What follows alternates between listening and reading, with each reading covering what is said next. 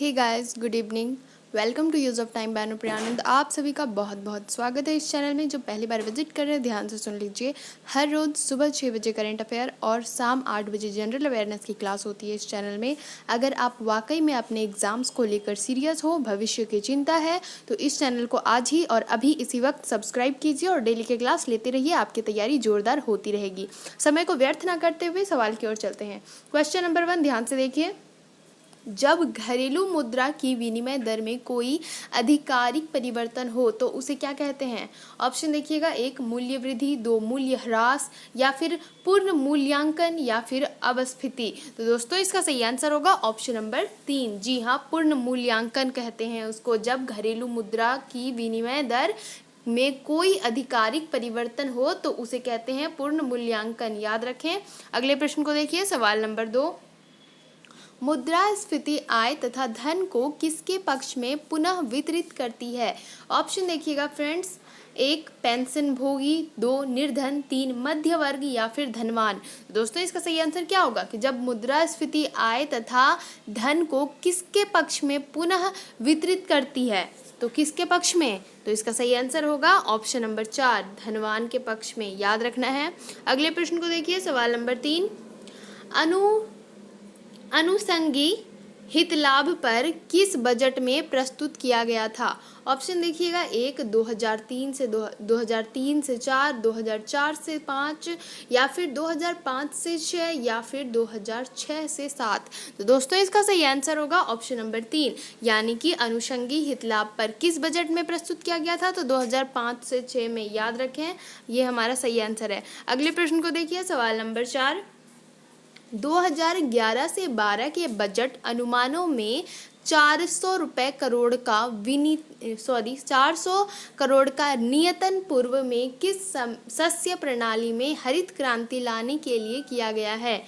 Option देखिएगा friends, 1 गेहूं, 2 चावल, 3 ज्वार, या फिर 4 दालें। तो दोस्तों इसका सही आंसर होगा ऑप्शन नंबर 2, यानी कि चावल। याद रखना है, 2011 से 14 के बजट अनुमानों में 400 करोड़ का नियतन पूर्व में से किस समय प्रणाली में हरित क्रांति लाने के लिए किया गया है? तो चावल। याद रखें। अगले प्रश्न को देखिए, सवाल नंबर 5।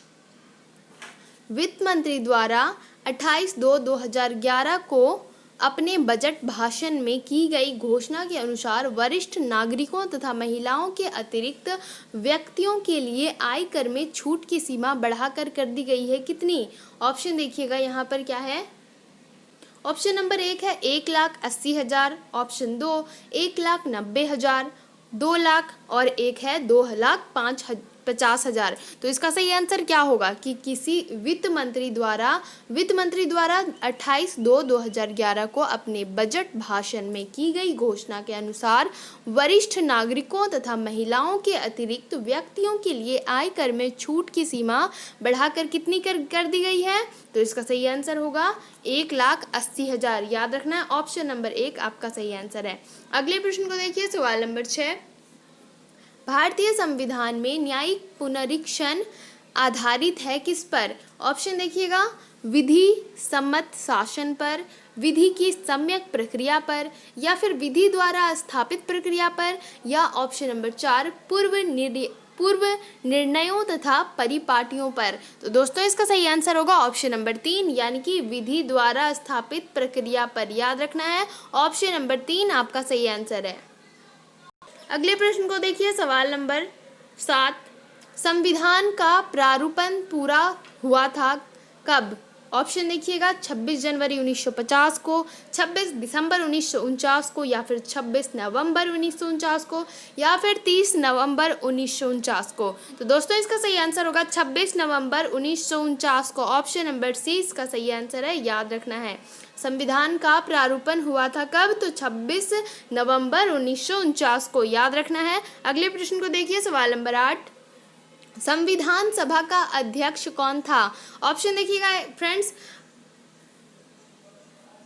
ऑप्शन 1 कहता है कि पंडित जवाहरलाल नेहरू, 2 सरदार पटेल, 3 डॉक्टर राजेंद्र प्रसाद या फिर डॉक्टर BR अम्बेडकर। तो दोस्तों इसका सही आंसर होगा ऑप्शन नंबर 3, संविधान सभा का अध्यक्ष था डॉक्टर राजेंद्र प्रसाद। याद रखना है ऑप्शन नंबर 3 सही आंसर है। अगले प्रश्न को देखिए, सवाल नंबर 9, भारतीय संसद द्वारा विश्व संसदीय प्रणालियों में कौन सी अभिनव चर्चा प्रक्रिया समाविष्ट की गई है? ऑप्शन देखिएगा फ्रेंड्स, 1 प्रश्नकाल, 2 शून्यकाल, 3 संकल्प या फिर राष्ट्रपति का भाषण।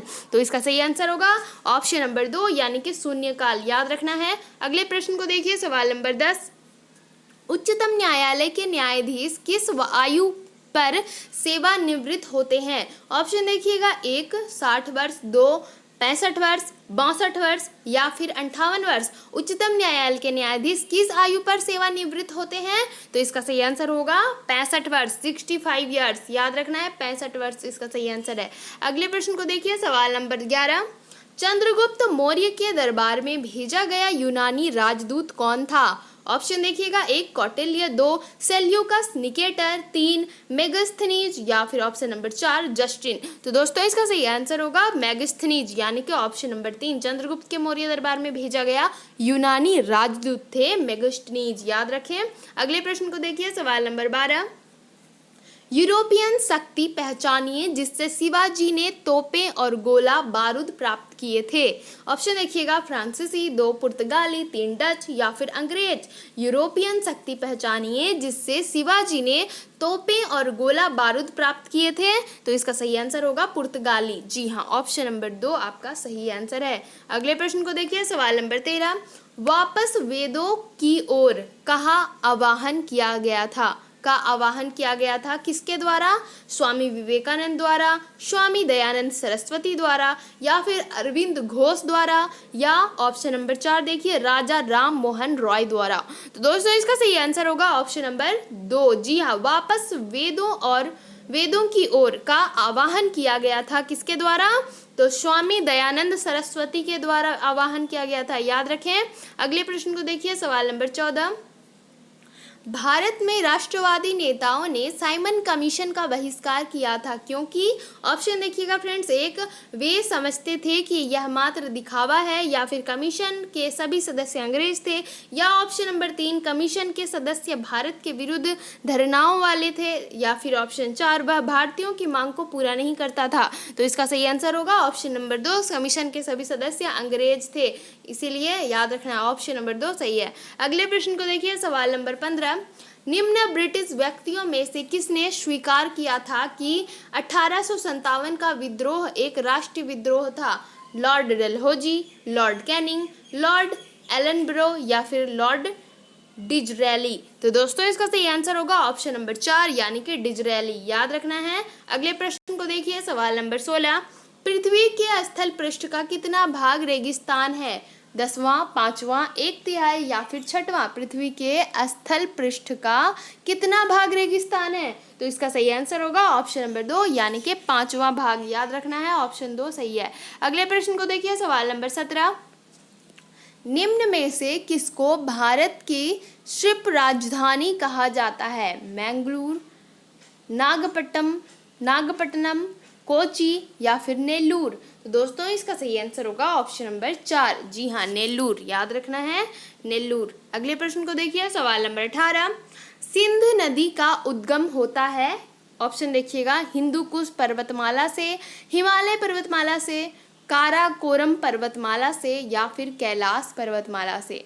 तो दोस्तों इसका सही आंसर क्या होगा? सिंध नदी का उद्गम होता है किससे? तो कैलाश पर्वतमाला से। याद रखना है, ऑप्शन नंबर 4 सही है। याद रखें। अगले प्रश्न को देख लीजिए, सवाल नंबर 19, वायुमंडल की सबसे नीचे की परत है कौन सी? समताप मंडल, बाह्य वायुमंडल, क्षोभ मंडल या फिर मध्यम? तो दोस्तों इसका सही आंसर होगा क्षोभ मंडल। जी हाँ, याद रखना है, वायुमंडल की सबसे नीची परत है क्षोभ मंडल। अगले प्रश्न को देखिए, सवाल नंबर 20, कोंकण रेलवे जोड़ती है? ऑप्शन देखिएगा फ्रेंड्स, गोवा मैंगलोर को, 2 रोहा मैंगलोर को, 3 कन्याकुमारी मैंगलोर को या फिर कन्याकुमारी मुंबई को? तो दोस्तों इसका सही आंसर होगा ऑप्शन नंबर 2। कोंकण रेलवे जोड़ती है रोहा मैंगलोर को, याद रखें ऑप्शन नंबर 2 सही आंसर है। अगले प्रश्न को देखिए, सवाल नंबर 21। इस पेड़ की छाल मसाले के रूप में प्रयोग की जाती है, दालचीनी, लौंग, ताड़ या नीम। तो इसका सही आंसर होगा ऑप्शन नंबर 1 यानी कि दालचीनी, याद रखना है। दालचीनी के पेड़ की छाल मसाले के रूप में प्रयोग की जाती है। अगले प्रश्न को देखिए, सवाल नंबर 22। दिल्ली के केंद्रीय सचिवालय के उत्तरी और दक्षिणी खंडों का वास्तविक कौन था? ऑप्शन देखिएगा friends, sir Edward Lutyens, option 2 Herbert Baker, option 3 Robert Tor Russell या फिर ऑप्शन 4 एंटोनिन रेमंड। तो दोस्तों इसका सही आंसर होगा ऑप्शन नंबर 2, जी हाँ हर्बर्ट बेकर, याद रखना ऑप्शन नंबर 2 सही आंसर है। अगले प्रश्न को देखिए, सवाल नंबर 23।